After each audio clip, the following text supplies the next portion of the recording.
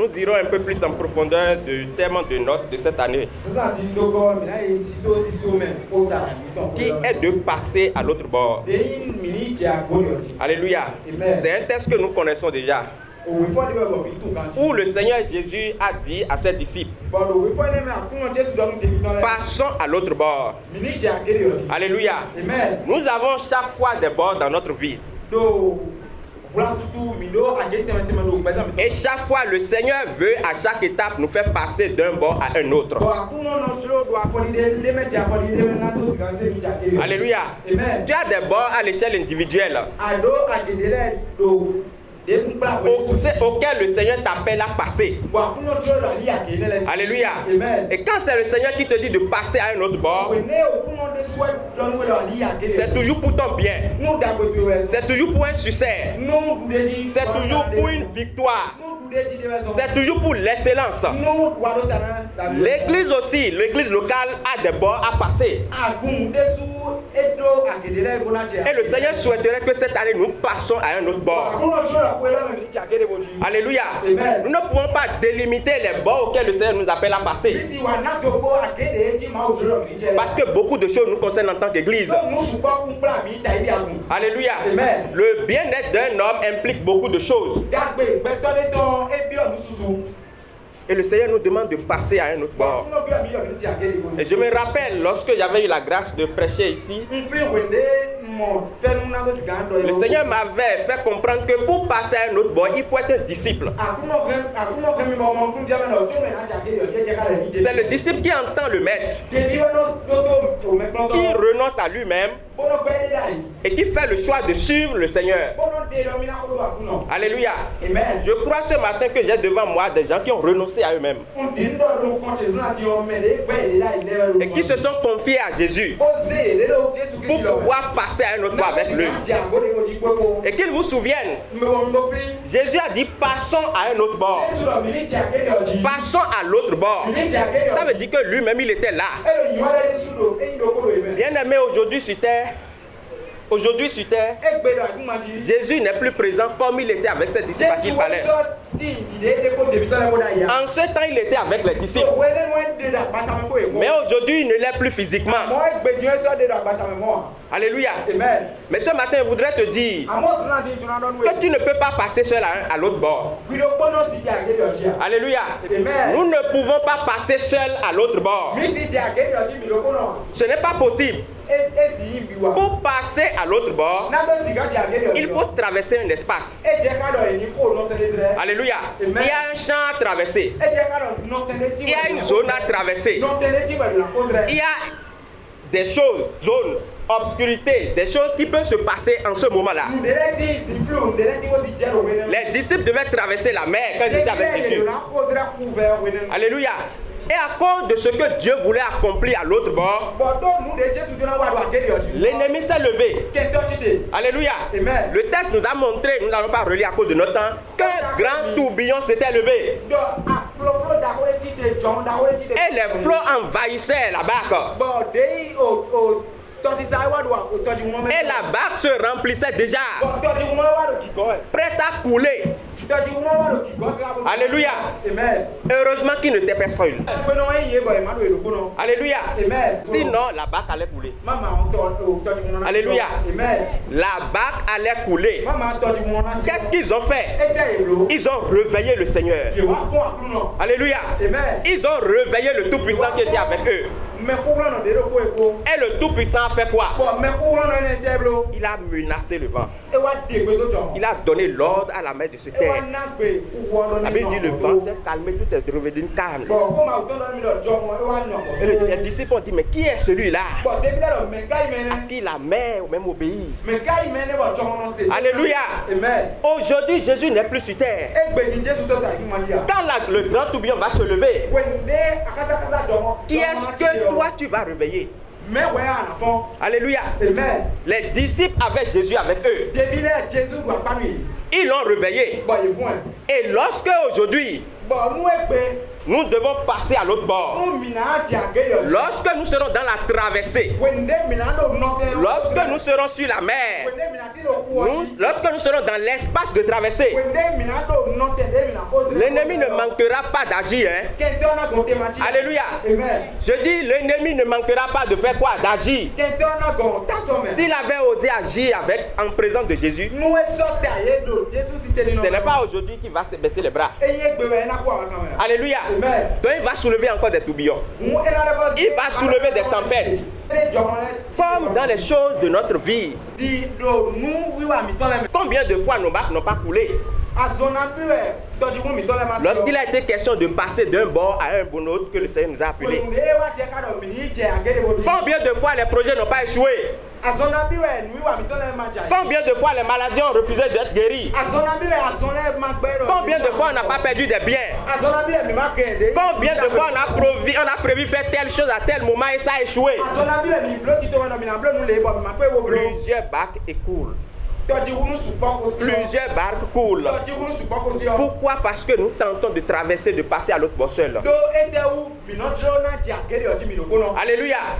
Jésus est bien placé pour nous dire quelque chose. Il était temps pour qu'il parte. Alléluia. Il était temps qu'il parte de ce monde.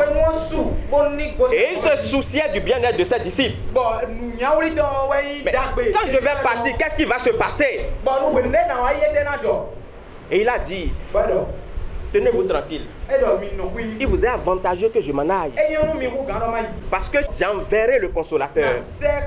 Alléluia. Quand Jésus est parti, il a envoyé le consolateur. Il a envoyé l'esprit de vérité. Il a envoyé le Saint-Esprit. Et il sera avec nous pour toujours. Bien-aimé, il faut que tu traverses maintenant la traversée avec le Saint-Esprit. Alléluia. Dieu ne laisse jamais passer quelqu'un ou son peuple d'un bord à un autre sans lui envoyer quelqu'un. Pour faire court, Lot devait quitter Sodome pour être sauvé. Dieu lui avait dit de passer à un autre bord. Dieu a envoyé 2 anges. Alléluia. 16 anges l'ont aidé à passer à l'autre bord. Dieu, pour délivrer son peuple de l'esclavage en Égypte, pour la terre promise, il a envoyé son serviteur Moïse, rempli de force et de puissance, devant la mer Rouge. Le peuple d'Israël n'était pas seul. Moïse était là avec son bâton. Le bâton que Dieu a oint. Le bâton était étendu pour que la mer Rouge soit fendue. La Bible dit le peuple a traversé la mer Rouge sous la conduite de Moïse. Sous la conduite de Moïse, sans qu'un seul ne se perd. Alléluia.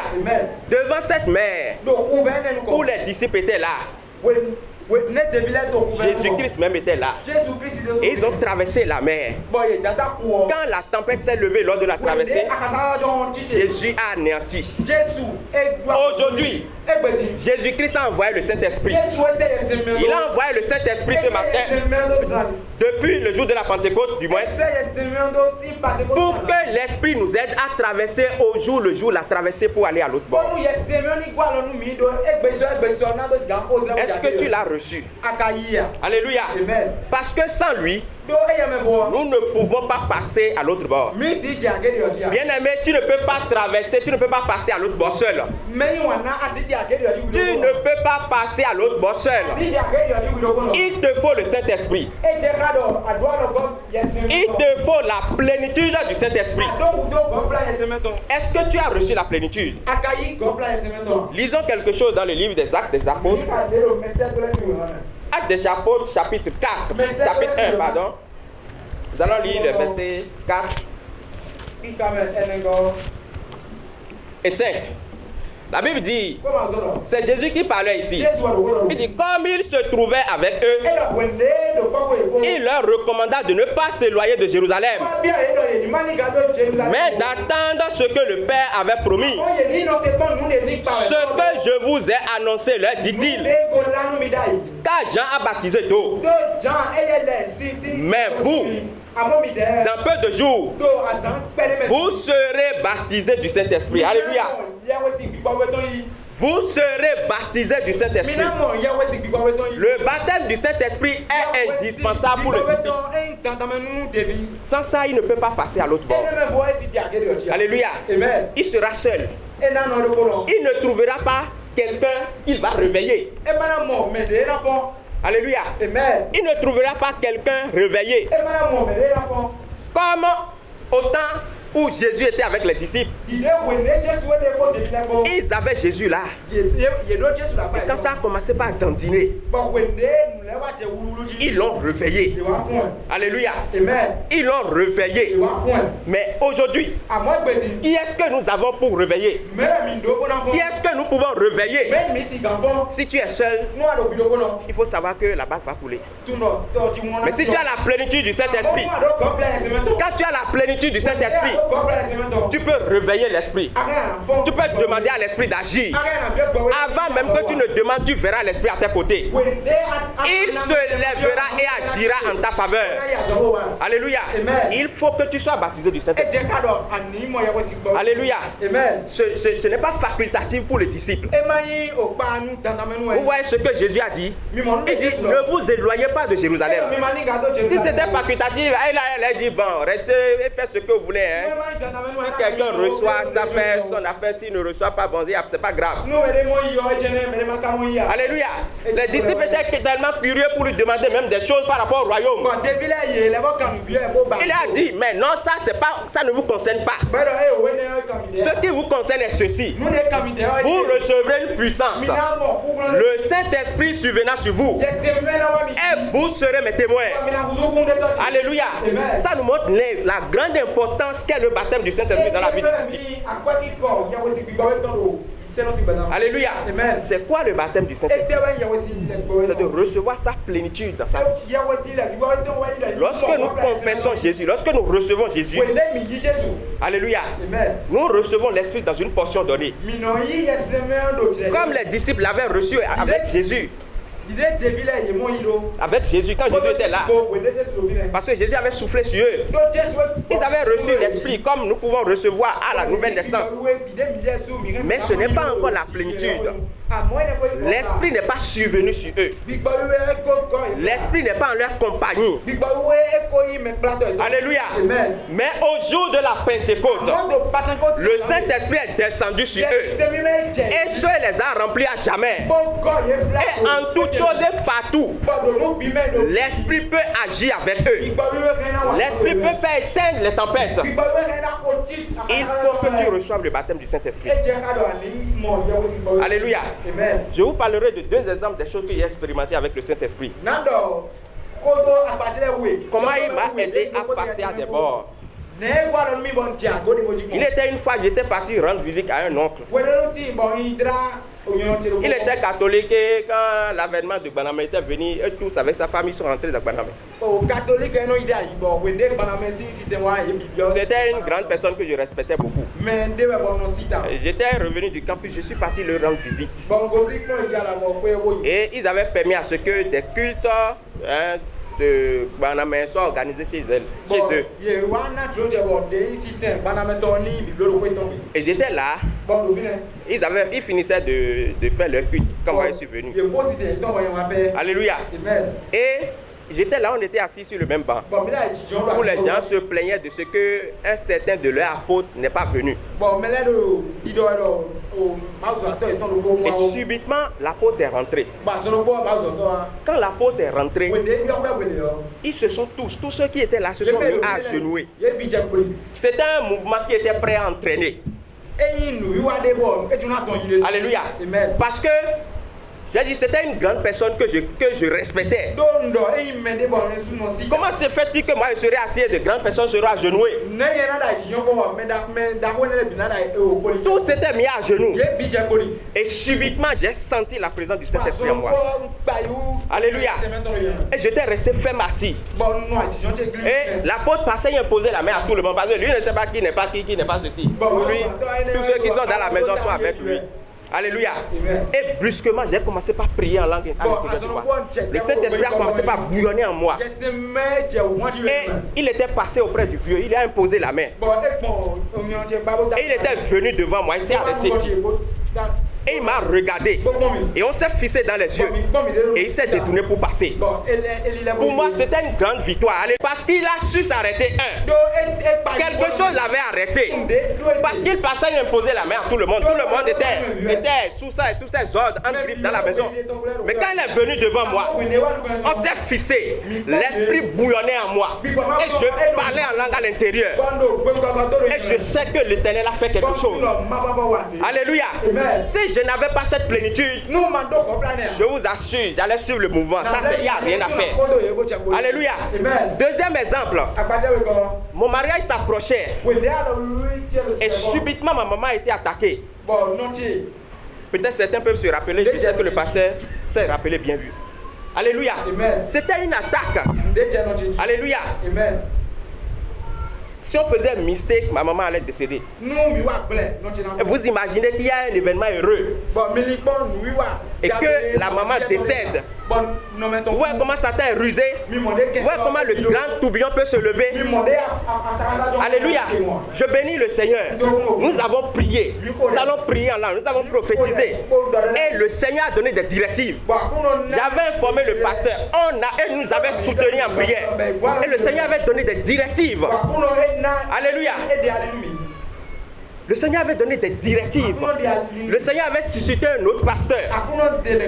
Il connaissait, d'accord, des remèdes simples, naturels, sans qu'il n'y ait même de piqûre. Parce que le Seigneur avait dit clairement de ne pas l'envoyer à l'hôpital pour qu'on lui injecte quelque chose. Alléluia.